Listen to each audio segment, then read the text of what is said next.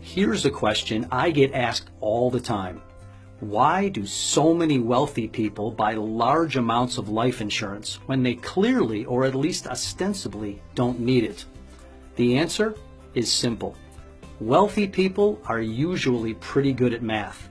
They've crunched the numbers and figured out that if they just make sure to hold on to their policy until they die, the rate of return on their premiums at death will be higher than any other safe, conservative investment they could make. In fact, it'll even beat many of their more risky investments without having to take the risk. To them, it's just another asset class.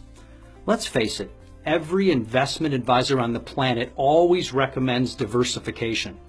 As we all know, that means not putting all your eggs in one basket. You might own some stocks, but not all one stock.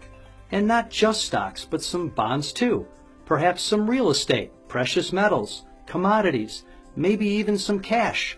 And if it's all done right, given enough time, theoretically, by diversifying, the returns should be steadier. And given enough time, all should be fine in the long run.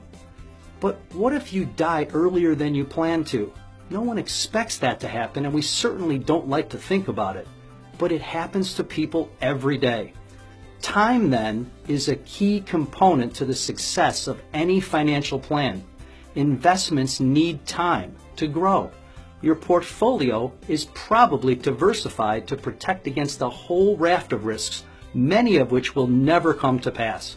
For example, some of us own gold as a hedge against a currency devaluation, which may or may not happen. But remember, death, too, is a risk to your portfolio and your plan for your family.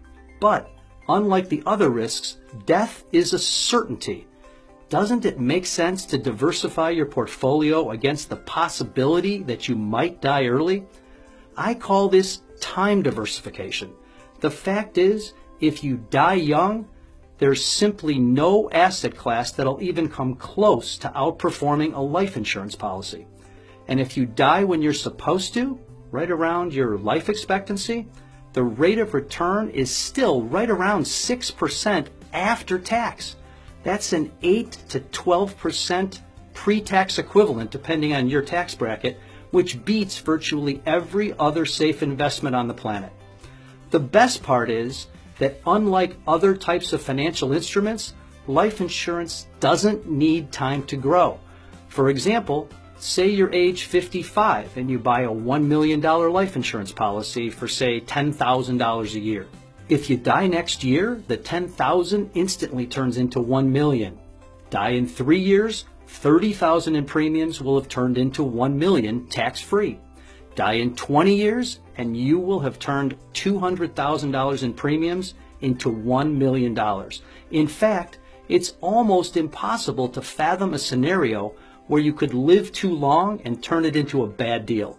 So that begs the question, should you consider taking a small slice of your portfolio and diversifying into life insurance as an asset class? Now, that's up to you, but I know I did. Thanks for listening.